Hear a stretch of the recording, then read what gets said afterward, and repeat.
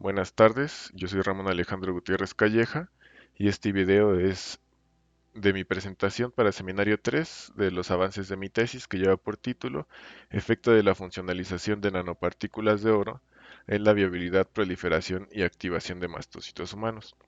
Mis directores de tesis son el doctor Alejandro Muñoz Diosdado en UPIBI y el doctor Octavio Rodríguez Cortés de la Escuela Superior de Medicina. Se define una nanopartícula como toda aquella sustancia física que tiene sus tres dimensiones entre 1 y 100 nanómetros. Las nanopartículas tienen un papel en la investigación que se hace sobre nanotecnología y una de las aplicaciones que tiene mucha relevancia actualmente es en biomedicina precisamente. Eh, Entre estas aplicaciones que tenemos de nanotecnología en biomedicina, tenemos la entrega de fármacos, terapia génica, síntesis de nuevos fármacos y también como agentes que pueden servir como agentes de contraste para imagenología. Dentro de todas las distintas nanopartículas que podemos encontrar, las nanopartículas de oro han llamado mucho la atención para líneas de investigación en aplicaciones biomédicas.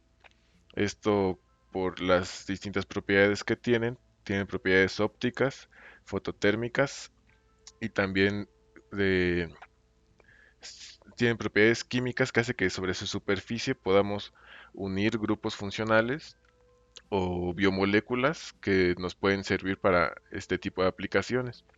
Dentro de las líneas de investigación que les menciono, tenemos unas que van enfocadas a diagnóstico y otras a terapia. En diagnóstico tenemos, por ejemplo, aplicaciones en visualización y bioimagenología, en métodos analíticos y biosensores plasmónicos. Para las líneas de investigación en terapia tenemos la terapia fototérmica, la terapia fotodinámica y que se utilicen las nanopartículas como acarreadores de fármacos y genes.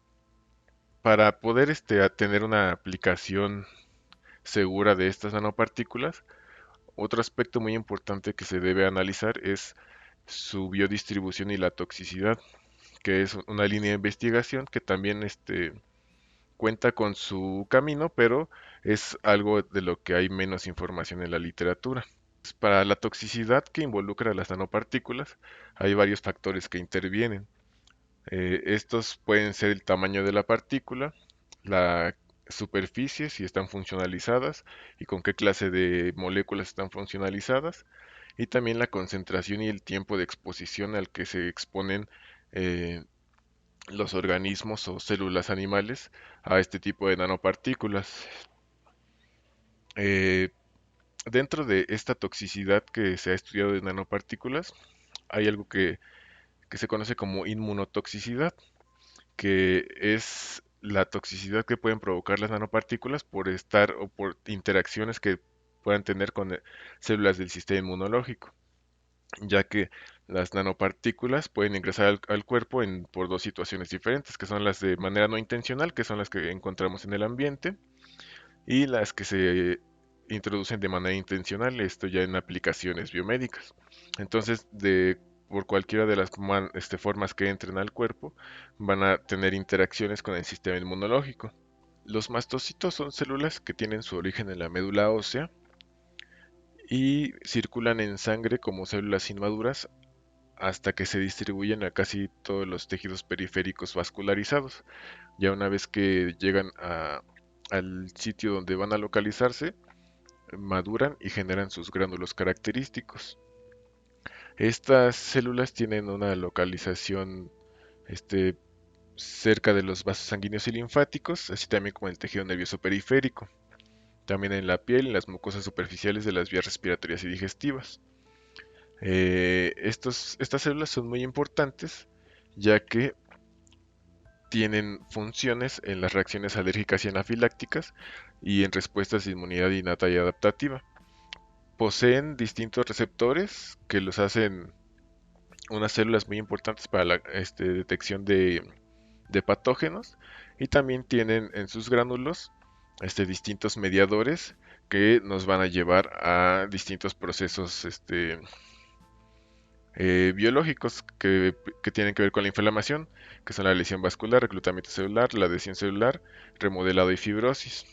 Estas son células que son altamente eficientes ya que no solamente liberan mediadores inflamatorios, también liberan péptidos antimicrobianos y también tienen otros mecanismos como la liberación de trampas extracelulares que también permiten la ayuda, bueno, que les ayuda a combatir agentes patógenos. Pero también se ha visto que hay una localización importante de mastocitos en sitios tumorales. Entonces, una de las aplicaciones de las nanopartículas de oro, a las que se le ha hecho mucho énfasis también, es el uso de estas nanopartículas como acarreadores de fármacos o como vectores de transfección para combatir este tipo de enfermedades. Entonces, si se utilizan las nanopartículas de oro, se administran vía sistémica, de alguna manera u otra pueden interaccionar con este tipo de células, de lo cual no se ha reportado mucho en la literatura hasta el momento, ya que las interacciones con el sistema inmunológico son complejas y no están del todo bien comprendidas y la mayoría de los estudios que se han hecho de interacciones de nanopartículas de oro con células del sistema inmunológico son en macrófagos o líneas específicas de cáncer. Eh, los mastocitos, como ya les mencioné, secretan una gran variedad de mediadores que afectan un amplio espectro de procesos fisiológicos, inmunitarios y patológicos. Entonces, por eso es importante comprender qué clase de interacciones podemos esperar entre este tipo de células y las nanopartículas de oro que se planean utilizar como, como un agente terapéutico. Bueno, la hipótesis de mi trabajo es que existe un efecto dependiente del tamaño y concentración de las nanopartículas de oro sobre la viabilidad y proliferación celular, así como en la producción de especies reactivas de oxígeno y secreción de factores de necrosis tumoral alfa en los mastocitos humanos. La línea específica es la HMC1 y este efecto puede ser modulado por medio de la funcionalización de las nanopartículas de oro con polímeros orgánicos. El objetivo general de mi trabajo es evaluar los efectos in vitro de nanopartículas de oro antes y después de su funcionalización, tanto en la viabilidad y la proliferación celular como en la activación de los mastocitos. Mis objetivos específicos son caracterizar por métodos espectroscópicos y microscópicos soluciones coloidales de nanopartículas comerciales de 20, 40, 60 y 100 nanómetros, antes y después de su funcionalización. Así también evaluar el efecto del tamaño y concentración de nanopartículas comerciales antes y después de su funcionalización en la viabilidad y proliferación de los mastocitos humanos. También evaluar la captación celular de las nanopartículas antes y después de su funcionalización en los mastocitos y evaluar el efecto del tamaño y la concentración de las nanopartículas de oro antes y después de su funcionalización en la producción de especies reactivas de oxígeno y TNF-alfa. La metodología que voy a seguir es la siguiente. Primero se realiza la caracterización de las nanopartículas, tenemos los ensayos de viabilidad celular y proliferación, la evaluación de la captación celular, el ensayo de determinación de ROS y TNF-alfa y la funcionalización de las nanopartículas. Aquí, dependiendo de las condiciones de tamaños y concentraciones en las que tengamos mayor actividad biológica, son las nanopartículas que se funcionalizarán para repetir todos los ensayos. Tenemos las soluciones coloidales de Sigma Aldrich de nanopartículas de 20, 40, 60 y 100 nanómetros. Y primeramente la caracterización que se hizo, se utilizó la técnica de análisis de seguimiento de nanopartículas.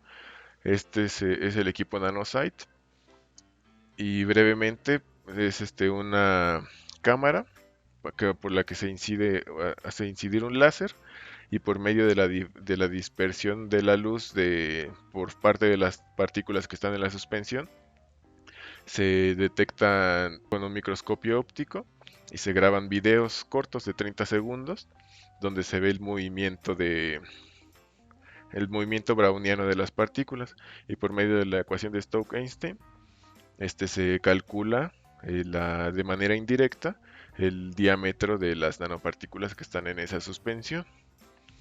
Para la preparación de esta muestra se hace una dilución de de las nanopartículas concentradas de acuerdo a las especificaciones de concentraciones máximas permitidas por el fabricante, y se mezcla por agitación por vórtex, y se sometieron a un baño ultrasónico durante 8 minutos.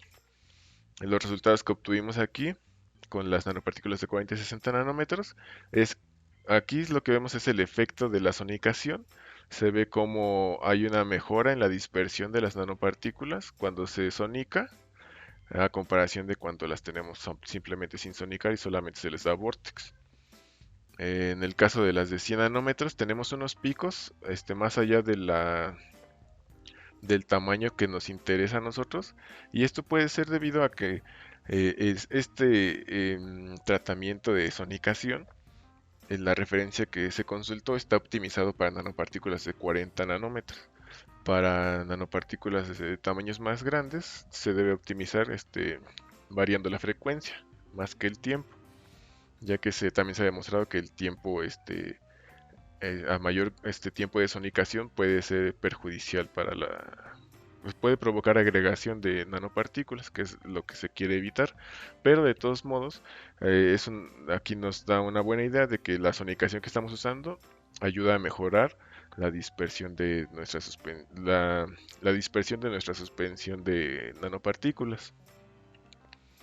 Y posteriormente se realizó la caracterización por eh, microscopía por transmisión de electrones.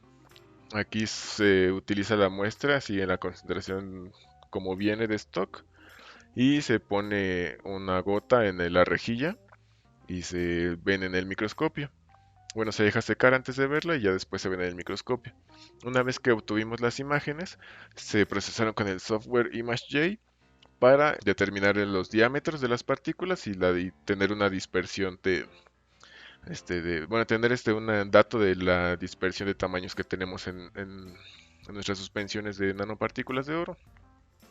Y además tenemos los parámetros de circularidad y relación de aspecto que también nos arroja este software. Estos parámetros de circularidad y relación de aspecto nos van a dar una idea de la forma que tienen nuestras nanopartículas.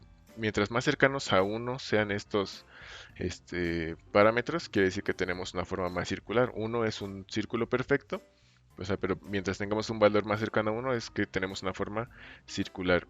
Y si tomamos en cuenta que son partículas tridimensionales, pues tenemos partículas esféricas.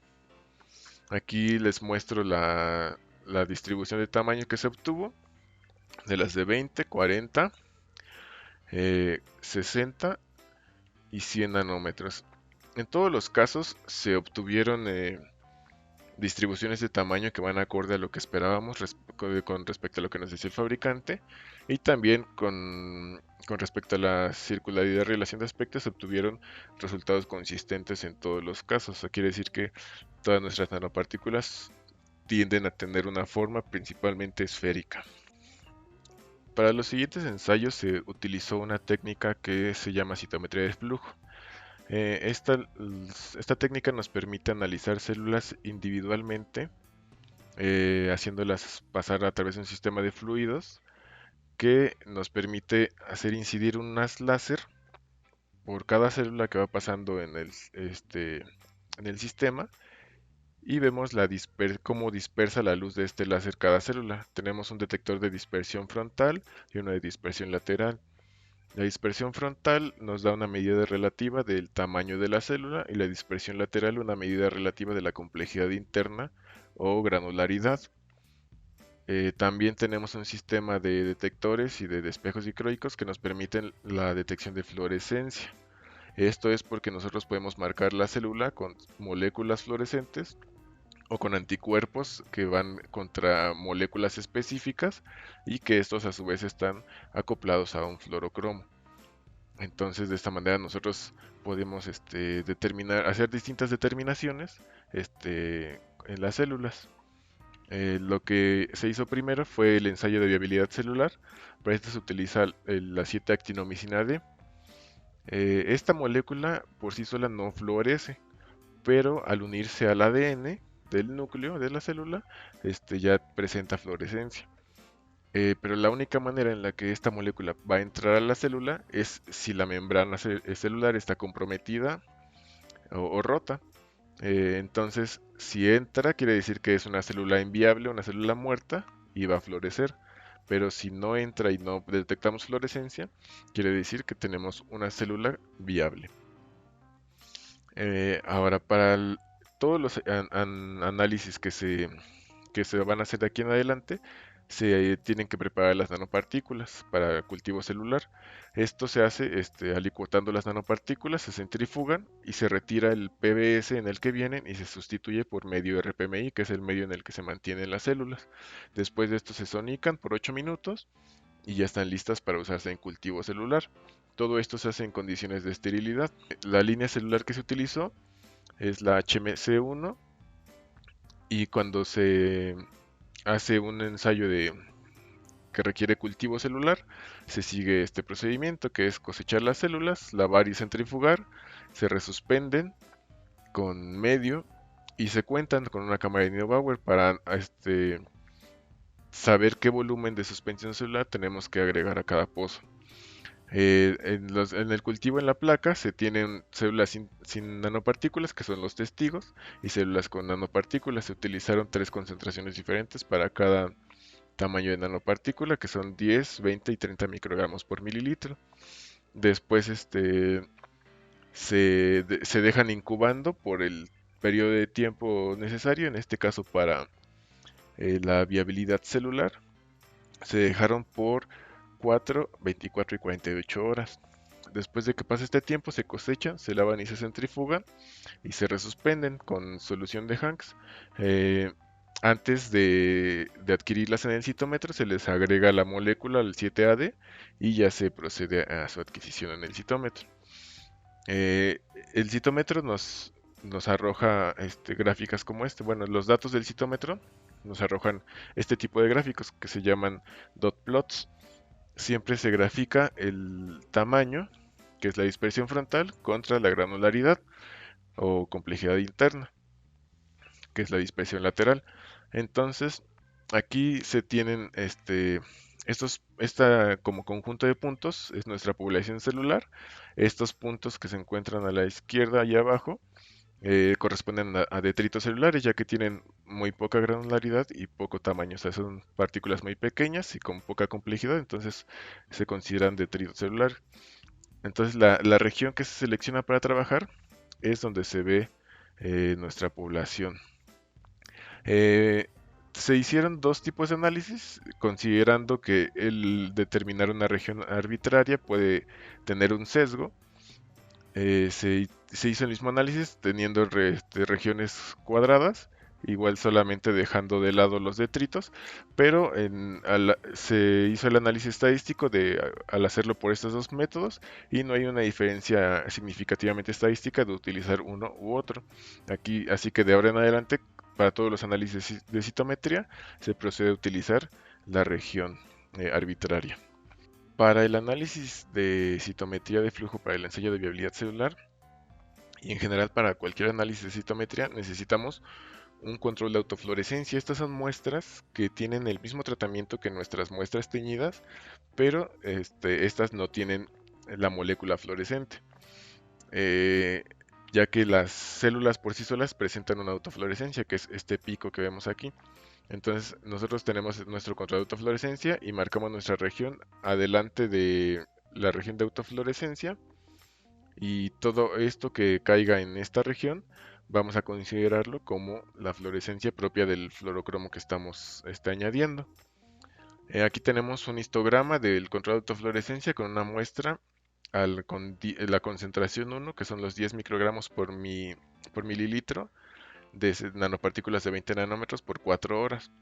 Aquí vemos cómo se ve esta población en este piquito, que son las células muertas, que corresponde al 3.22%. Aquí tenemos un control positivo, en el que se incubaron las células con tritón, que es un detergente que mata las células, y por eso nos sirve como control positivo. Aquí vemos que tenemos un 25.4% de muerte celular. De esta manera corroboramos que pues, esta técnica nos sirve para determinar la viabilidad de nuestras células. Ahora ya, estos son los resultados, todo se hizo por cuadruplicado y tenemos los resultados de la viabilidad celular.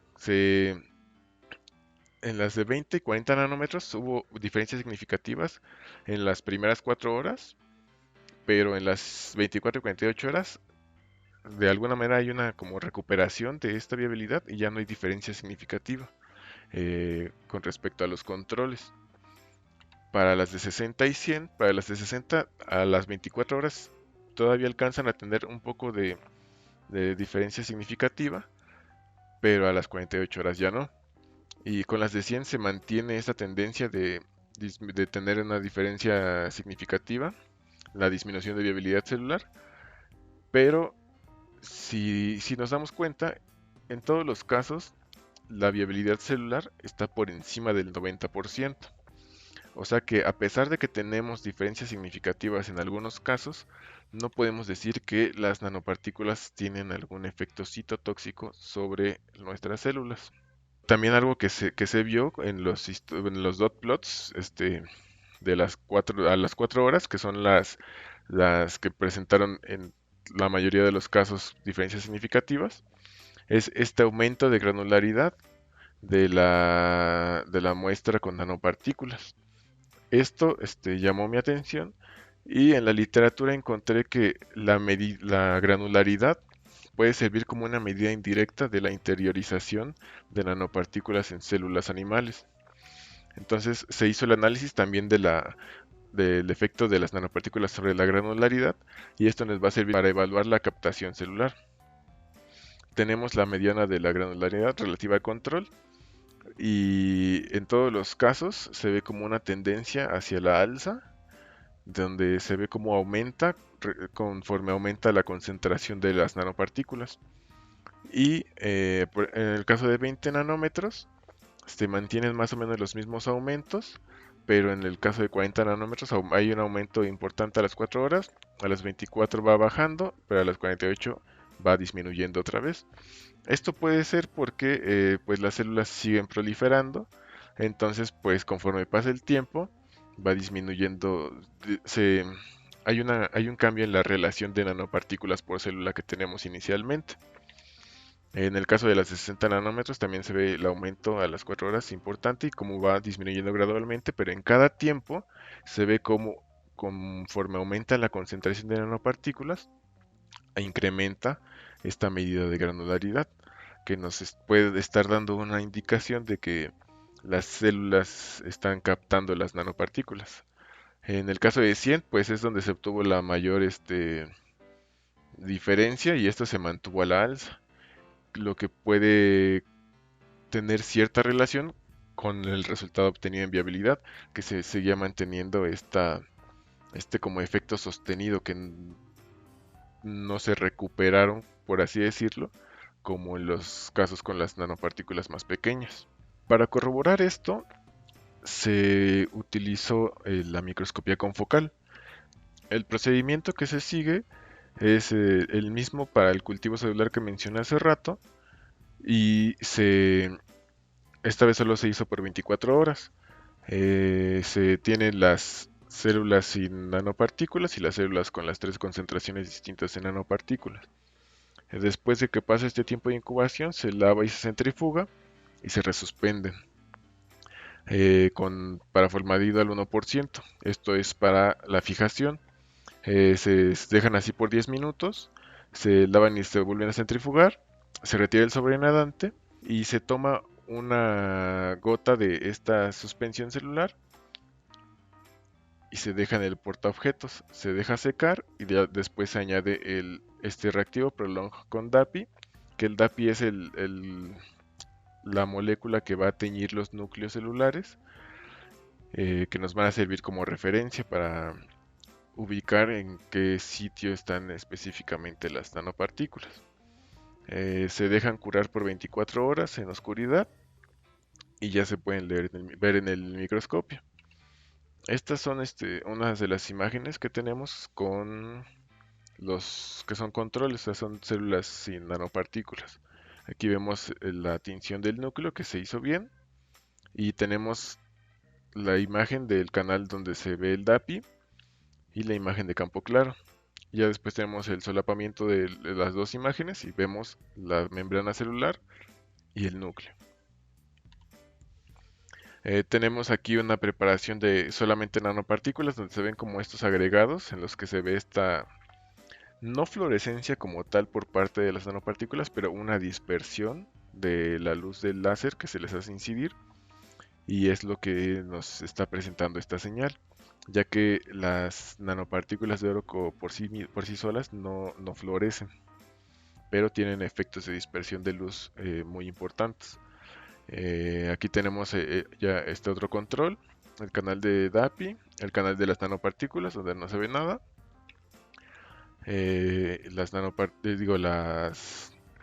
la imagen de campo claro de las células y nanopartículas y acá el merge.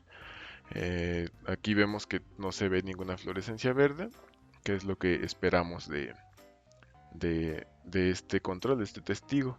En este caso fueron la prueba que se hizo con las nanopartículas de 40 nanómetros. Aquí cabe aclarar que estas imágenes son de cuando estaba estandarizando este proceso. Ya después se perfeccionó un poco más la técnica y bueno, ahorita más adelante les presento los resultados ya con la técnica mejorada.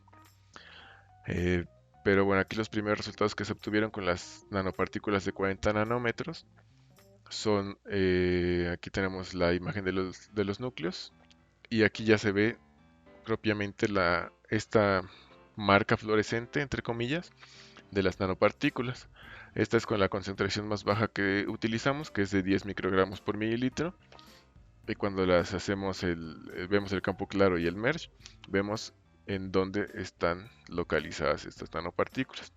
Que por sí, por el tamaño, si ven la escala, son 5 micras. Estas son nanopartículas de 40 nanómetros. Lo que estamos viendo no son nanopartículas como tal, sino acumulaciones de nanopartículas o cúmulos de nanopartículas que están ahí presentes y que provocan esta dispersión de luz. Eh, Conforme aumentamos la concentración vemos más marca. Aquí tenemos los núcleos, la marca fluorescente entre comillas de las nanopartículas y el merge. Aquí tenemos con la concentración más alta que se utilizó. Aquí vemos unos cúmulos un poco más grandes y con el merge lo vemos así. En el programa de Carl Zeiss se puede determinar la intensidad media de fluorescencia de cada canal. Nosotros podemos seleccionar el área que corresponde solamente a la célula y ver cuál es la intensidad de fluorescencia media que presenta ese canal en esa área específica. De esta manera podemos ver qué tanta fluorescencia o bueno, qué tanta marca fluorescente estamos detectando por las nanopartículas, otra vez entre comillas, como les he mencionado. Eh, Se hizo de esta manera, pero para el siguiente grupo que les voy a presentar, ya que, como les mencioné, en este caso todavía no se había perfeccionado la técnica y no pude obtener muchas células por campo.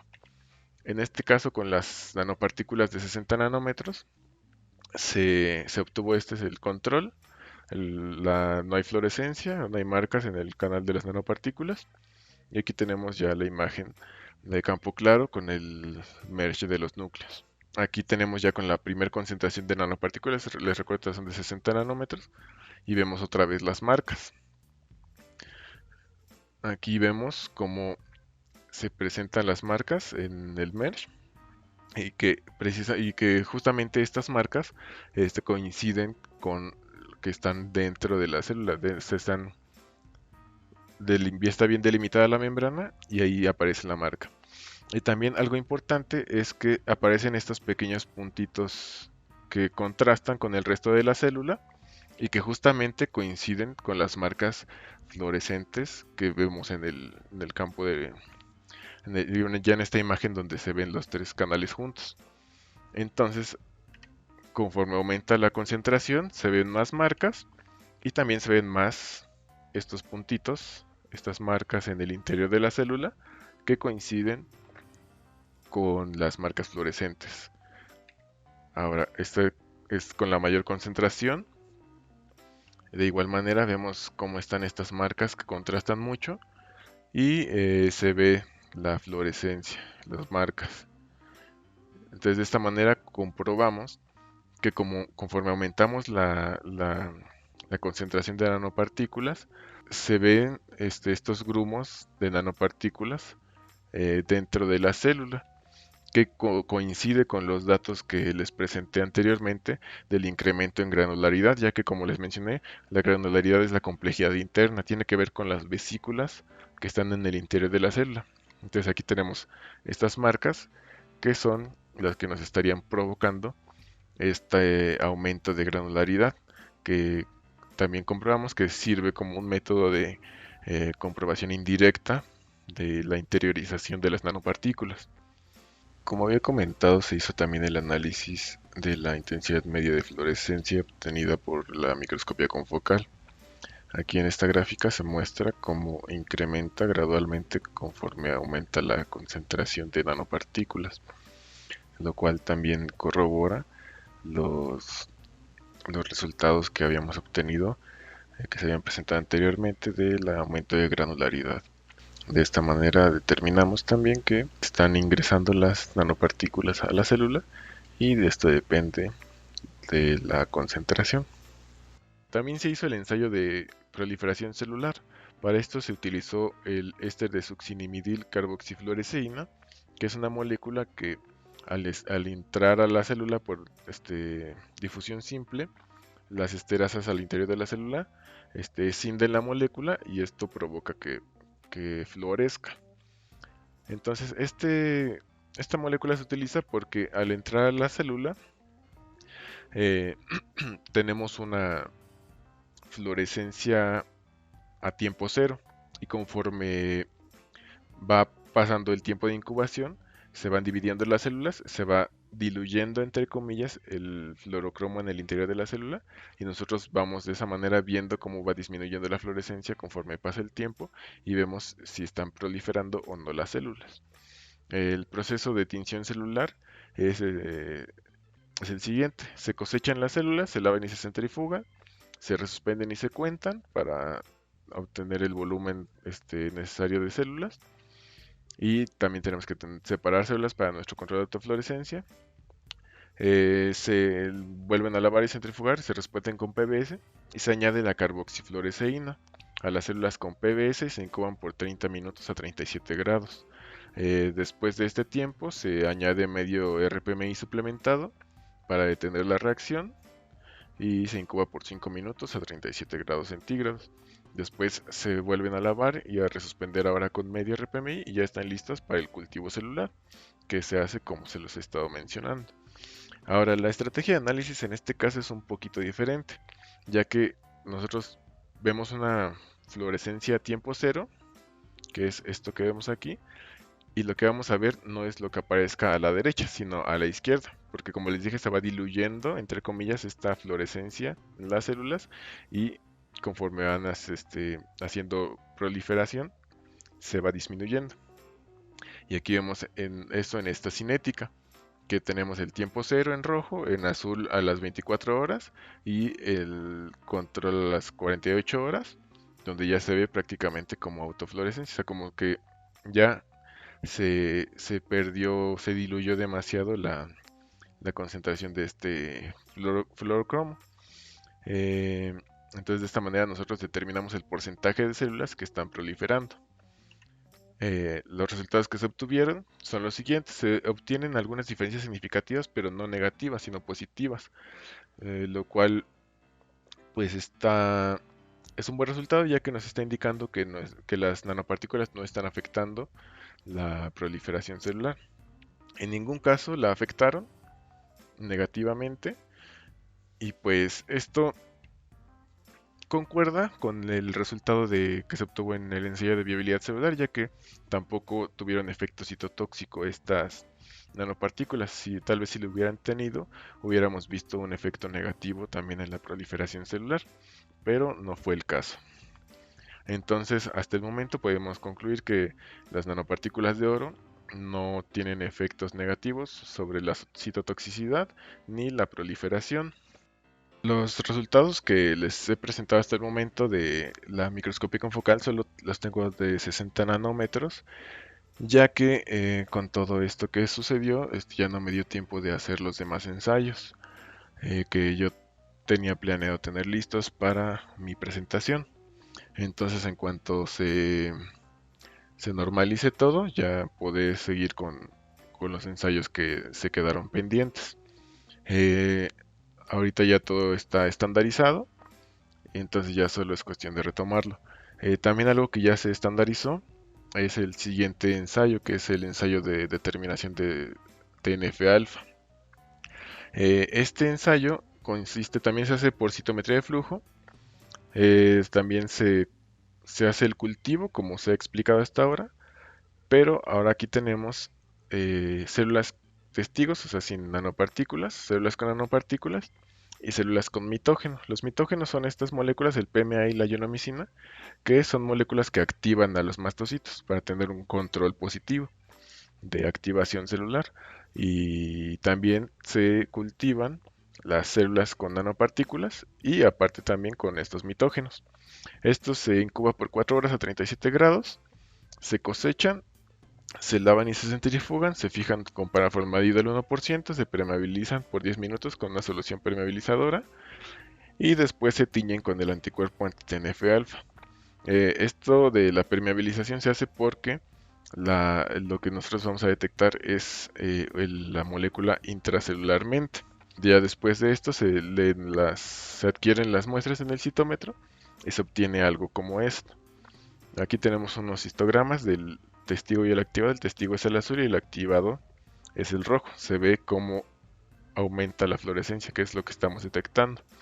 Pero se ve mucho mejor si lo vemos en el dot plot, donde tenemos Pe, es el fluorocromo en el que estamos, que está acoplado a nuestro anti-TNF alfa, y la granularidad. Entonces aquí vemos como el testigo casi no tiene marcas fluorescentes de este lado, pero ya cuando tenemos el activado con el PMA y la ionomicina, tenemos esta, esta marca que es característica de la activación de citocinas intracelulares. Esto es lo que ya se tiene estandarizado y hasta ahora se hizo una primera prueba con nanopartículas de 20 nanómetros. Aquí esto no se hizo un análisis estadístico como tal porque solo fueron no se hicieron duplicados, ya que solo fue una prueba para probar la estandarización y obtuvimos lo siguiente. El testigo, pues no hay una producción importante de TNF alfa. El activado, aquí tenemos bien ya estandarizado nuestro control positivo. Y con las puras nanopartículas vemos como hay un incremento con la concentración de 20 microgramos por mililitro de nanopartículas de 20 nanómetros con respecto al control. Y con los activados se eleva, con las dos concentraciones mayores de nanopartículas, la producción de TNF alfa se va muy arriba.